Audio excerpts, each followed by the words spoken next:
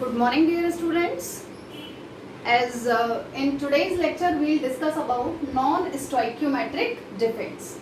As in the last video, I have told you that there are three type of defects that appears in a ionic crystal lattice, that is stoichiometric defect, non-stoichiometric defect, and impurity defect.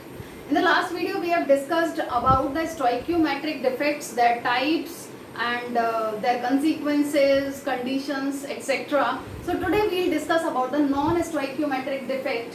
It basically appears when the ratio of the cation and anion differ from the exact or ideal chemical formula. As you may say, the formula of ferrous oxide is FeO. It means Fe and O must be there in 1:1. But here we are able to see that ferrous oxide formula ranges from Fe.93O to Fe.96O. So that is the example of non-stoichiometric defect. Now let's see when it appears. It is of two types basically. It is metal excess defect and metal deficiency defect. The first one, as per its name, metal excess defect, means metal ions must be in excess. It means cations must be in excess. I may say metal कैसे होते हैं, electropositive होते हैं. If cations are in excess, then metal excess defect can be observed. And basically, it can be observed by two types: by anion vacancy or by extra cation in the interstitial sites.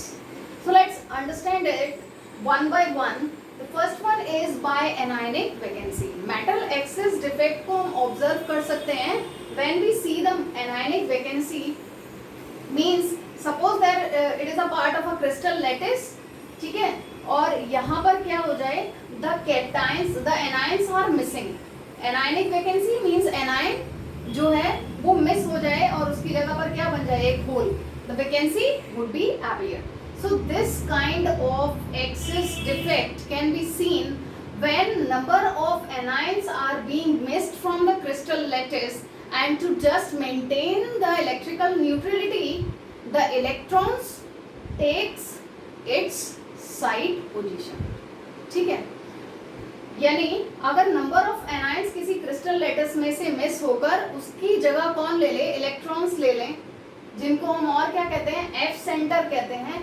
F centre क्यों कहते हैं? Because this is a German word called Farbe. It means colour. Because these electrons impart colour to the crystal lattice, then this type of defect is known as metal excess defect by anionic vacancy. Now let's see, understand it with the help of one example. अगर मैं sodium chloride की बात कर रही हूँ, तो sodium chloride जो है हमारा, that imparts yellow color. ठीक है, potassium chloride violet and lithium chloride pink colour का हमें दिखाई देता है due to these non stoichiometric defects. Why it is so?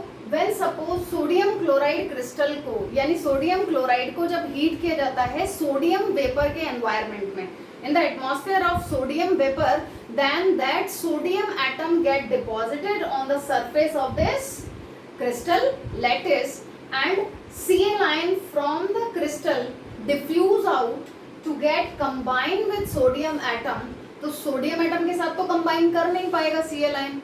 It will combine with sodium ion. ठीक है, सोडियम एटम के साथ नहीं करेगा, तो sodium atom would be converted into sodium ion and release electron. ठीक है, सोडियम एटम किस में कन्वर्ट हो जाता है, सोडियम आयन में, by releasing electron, and these electrons occupy that vacant space that is being made by the anion, means Cl ion. यहाँ पर Cl ion था, उसकी जगह पर कौन आ गया? now it occupy the space by electron, and in the process electron absorb radiations from the visible light and get excited. Afterward it release radiations of yellow light, है ना. excited state से जब ground state में आएगा तो it will release radiations and that would be of yellow light. That's why this crystal will appear yellow in color. In the similar manner, यही अगर हम लिथियम क्लोराइड के साथ देखेंगे तो पिंक कलर आएगा, पोटेशियम क्लोराइड के साथ देखेंगे तो violet colour. Now let's see, this can also be shown by presence of extra cation in interstitial site. यानी मेटल एक्सिस डिफेक्ट किस दूसरे तरीके से देखा जा सकता है, जब हमारे क्रिस्टल लैटिस में अगर एक्स्ट्रा कैटायन इंटरस्टिशियल स्पेसेस को ले लें तो उस केस में भी क्या होता है, मेटल एक्सिस डिफेक्ट हमें देखने के लिए मिलता है। जैसे if suppose we are talking about a crystal lattice in which the extra cations are appear in the interstitial sites, interstitial sites जो हैं उसको ऑक्यूपाई कर ले, and just to maintain the electrical neutrality electrons also occupy the neighbour space. ठीक है, जितना cation का charge होगा उतने ही number of electrons electrical neutrality को मेंटेन करने के लिए नेबरिंग साइट्स पर स्पेस ऑक्यूपाई कर लेंगे। It can also be understood with the help of one example, that is of zinc oxide. When crystal of zinc oxide is being heated, तो it would be converted into zinc ion, half oxygen atom and 2 electrons. So these zinc ions will occupy the interstitial spaces and electrons will occupy the neighboring sites just to maintain the electrical neutrality. Now what about the electrical conductivity? Electrical conductivity के लिए यहाँ responsible कौन है? These are the electrons responsible for that. That's why it work like a semiconductor. ठीक है, ये किसकी तरह काम करेगा, सेमी कंडक्टर की तरह काम करेगा। So that is one of the consequence of the metal excess defect, and basically those which crystal show metal excess defect, they are coloured in nature due to these electrons and they are imparting color to the particular crystal lattice. These are the consequences of the metal axis defect. Now let's see the next type of non-stoichiometric defect is metal deficiency defect. ठीक है, metal deficiency defect भी, metal deficiency से definition से हमें क्या समझ में आ रहा है, नाम से क्या समझ में आ रहा है कि यहाँ पर मेटल की क्या होगी, डेफिशिएंसी, मेटल की कमी, यानी कैटायन की डेफिशिएंसी से जो डिफेक्ट शो होगा वो क्या कहलाएगा, हमारा metal deficiency defect. It can also be done by two types, either by cationic vacancy और by extra anion interstitial sites.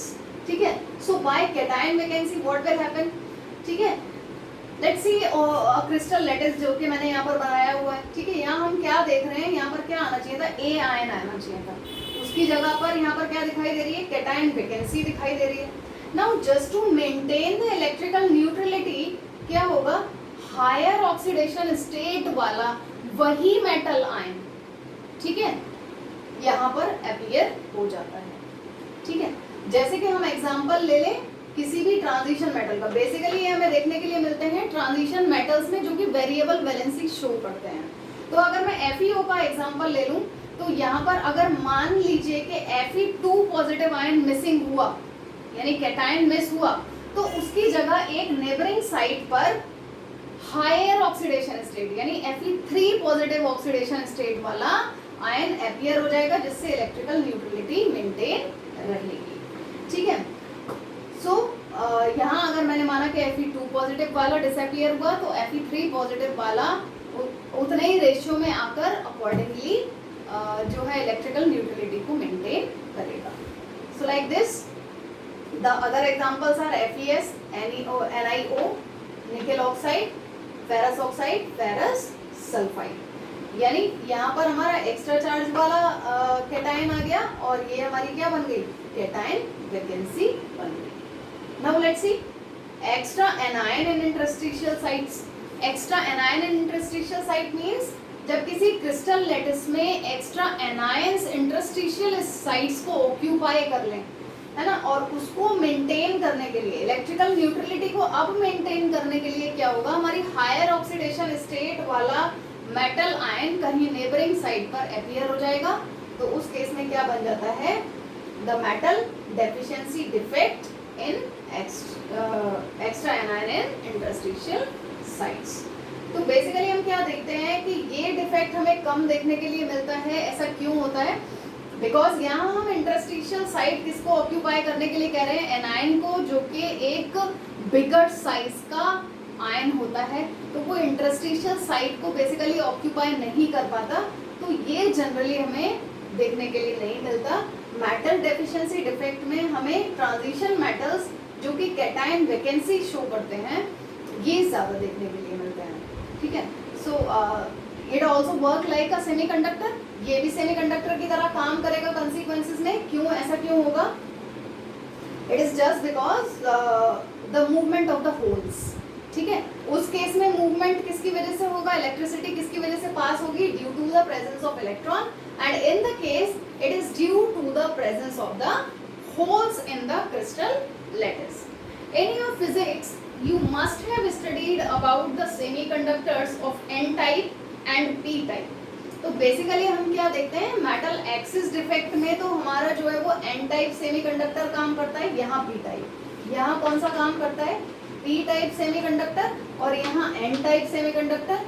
If you have studied that in physics तो आपको पता होगा, इट इज बिकॉज यहाँ पर इलेक्ट्रिसिटी फ्लो करने के लिए इलेक्ट्रॉन रिस्पॉन्सिबल है, और यहाँ मूवमेंट किसका होता है? इन होल्स का मूवमेंट होता है। That's why that is there of P type of semiconductor. अब ये सेमी कंडक्टर की तरह काम क्यों करते हैं? बहुत अच्छे कंडक्टर क्यों नहीं होते? क्योंकि ये डिफेक्ट हमें बहुत लेस अमाउंट में देखने के लिए मिलता है, यानी एक क्रिस्टल लैटिस में 2 या 3 एनायनिक या कैटायनिक वैकेंसी बनती है, इस वजह से ये एन या पी टाइप सेमी कंडक्टर की तरह काम करते हैं। I think must be clear to all, and if it is not clear you can ask। theoretical part है, अच्छे से तैयार कीजिए, इस पर questions बनते हैं, कुछ numericals हैं। in the last lecture I'll tell you some numericals and last type of impurity